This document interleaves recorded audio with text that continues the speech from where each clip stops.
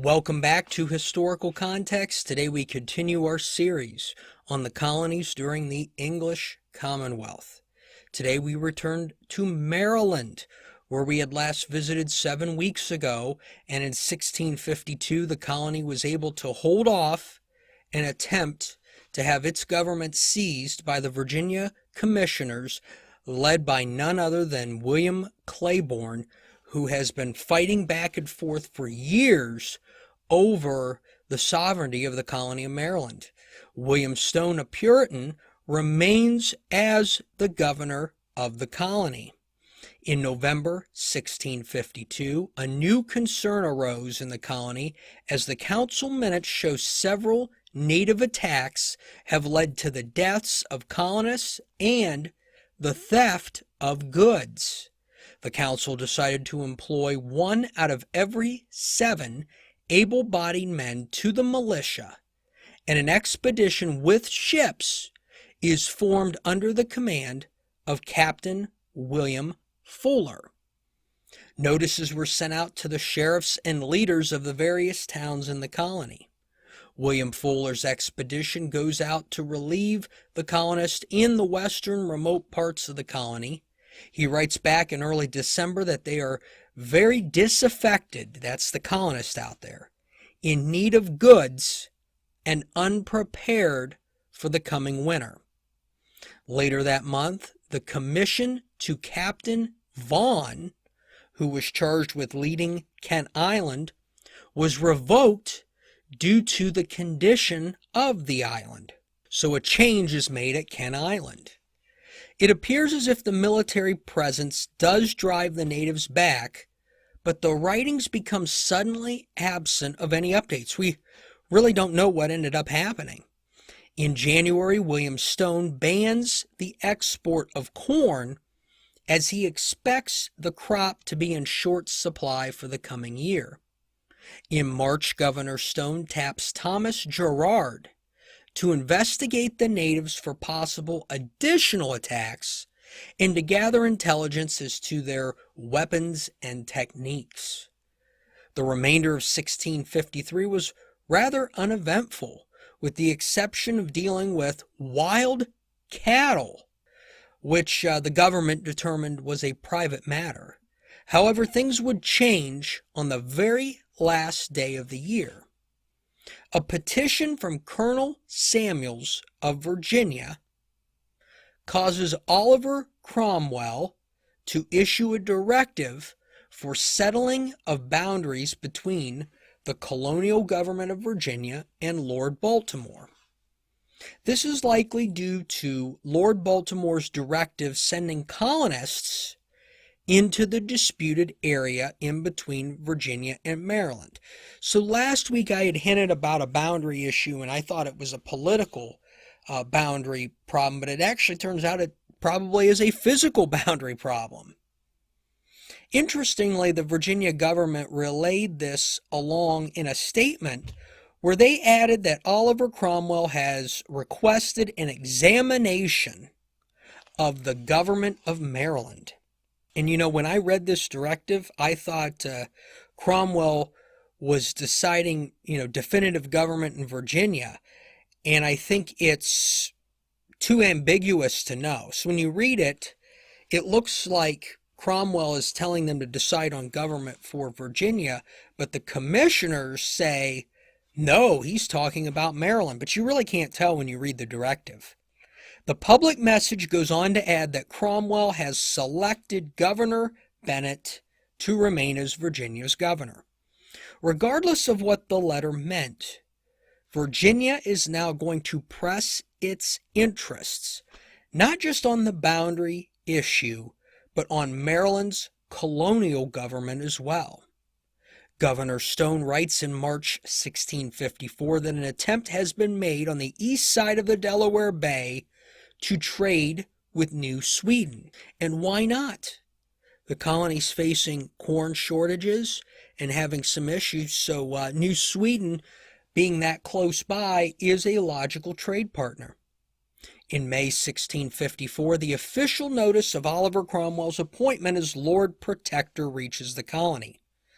The notice calls for the obedience of all colonists to the government of the Commonwealth. Governor Stone responds by granting a pardon of penalties and forfeitures along with misdemeanors. And I think this was an attempt to possibly appease or grow his ally base in the face of the Commonwealth coming in and maybe being a little more assertive. Rebellion and conspiracy were exempted from that pardon. In June 1654, the issue of witchcraft arose after a woman was hanged on a ship, for suspicion of witchcraft. The colony conducted an investigation and took depositions, but nobody was charged with wrongdoing. This is interesting because we've talked about witchcraft before, not in Maryland, but in Connecticut and in Massachusetts Bay, but we've never had a situation of witchcraft on a boat. That is new. The writings then abruptly stopped for a period of several weeks. During these weeks, the Virginia commissioners, mainly Richard Bennett and William Claiborne, step in and take control of the colony. Captain William Fuller, who led the expedition against the natives, is placed in command of the council and assembly. On August 8th, 1654, a notice goes out. Let's have a look. Was persuaded and induced to go away from his obligation and the trust reposed in him by issuing forth writs and all other process in the name of the Lord, proprietary of this province, placing and displacing those of the council and imposing an oath upon the inhabitants contrary to and inconsistent with their engagement and oath to the Commonwealth of England, upon the penalty and forfeiture of the lands of all such as should refuse to take the same within 3 months after publication thereof, which were then to be entered and seized upon for his use, thereby occasioning great discontent and disturbance among the inhabitants, besides the irregularity and cruelty of the said proceeding and the opposition and rebellion therein to the Commonwealth of England. And I think at the beginning there they're referring to the governor persuading. So this complaint, this notice and complaint goes out, and this thing goes on and on and on about William Stone. It's one of the longest entries in the reading, and basically saying, it says the same thing over and over again, but tries to say it in a different way, essentially trying to stack the allegations against the old government. The transition is explained as a peaceful one, although we don't hear William Stone's side of things. The assembly met under new leadership in October. The assembly recognized Richard Bennett and William Claiborne as its commissioners, and several other sympathizers as members of the assembly. The assembly's statement went on. Let's have a look. And that no power either from the Lord Baltimore or any other ought or shall make any alteration in the government aforesaid, as it is now settled, unless it be from the supreme authority of the Commonwealth of England, exercised by His Highness the Lord Protector. So they're basically saying Lord Baltimore is out, done and gone. The parliamentary commissioners are back in control. Make no mistake about it. They're asserting themselves and their authority. Remember, we talked a few weeks ago about how they tried to do this, they failed, and they said there was some misunderstanding. Well, I'd love to know what the difference was between that misunderstanding and now. But either way, they're back in control. The assembly went on to address any opponents to their leadership. Let's have a look. That all such person or persons that deny the present government, or do either in words vilify or scandalize the same, or by action secret or upon disquiet oppose or disturb the said government, shall be accounted offenders against the Lord Protector of the Commonwealth of England, the peace and welfare of this province, and be dealt with according to their offense. I'll leave it up to the viewer whether to call this martial law or not. The actions of the commissioners could also be considered a coup since they installed a military leader. I see elements of both here, but I'm not ready to wholly judge these activities with sort of a broad brush, but certainly a similar behavior. It does appear that the assembly opens the door to right any perceived wrongs committed by their allies in Maryland. Let's have a look. It is the mind of this assembly that any free subject of the Commonwealth shall have free liberty, not only by petition to seek redress of grievances, but as also to propound things necessary for the public good. They also pass an act concerning religion. Let's have a look.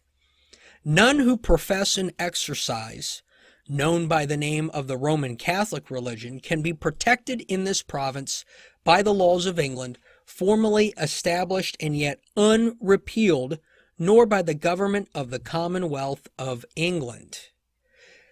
This act clearly conflicts with Maryland's Act on Religious Toleration, which we talked about. Therefore, we can assume that the Act on Religious Toleration was repealed. The Assembly also passed a law that it be called at least once every 3 years, mirroring the triennial Parliament in England, and they passed a series of taxes on individuals, with women being taxed at a rate of 1/4 of that of a man. They also passed a law fining public drunkenness at a rate of 100 pounds tobacco per offense. And public drunkenness seems to be the most common law I see passed in a 17th century legislature from reading all the stuff I've read. The Assembly also passed a fine of 10 pounds tobacco for swearing, 1,000 pounds tobacco for slander, and 100 pounds tobacco for working on the Sabbath. So slander, the penalty for slander was 100 times that of swearing. There were an extensive amount of different laws passed as well, dealing with a variety of issues from relations with the natives to weights and measures. Based on what we've read about Maryland already and what I've seen in the readings, I think that these laws were passed to basically create a new baseline of legislation and regulation in Maryland and substitute all existing laws, which would be easier than reading all the prior existing laws and picking and choosing what you wanted to do. So I think the Assembly just said, here's a new baseline, this is what we're going to do. It's important to note that the Assembly required each person to plant 2 acres of corn. We saw this in Massachusetts as well. Finally, the previous act regarding Captain Claiborne was repealed. Remember, they passed an act telling people they couldn't do business with him and he wasn't welcome in the colony. Well, now his allies are in place and he's a commissioner, so of course that's going to be. All of the commissioner's work is being done on behalf of the Commonwealth, but not with the Commonwealth's knowledge or consent. Remember, that message was not to make Maryland a extension of Virginia. It's totally different. In January 1655, 2 ships arrived from England. One of them is carrying a letter from Oliver Cromwell to William Stone. The letter addressed William Stone as the governor of Maryland. So imagine William Stone's feelings here. He's been told he has to leave.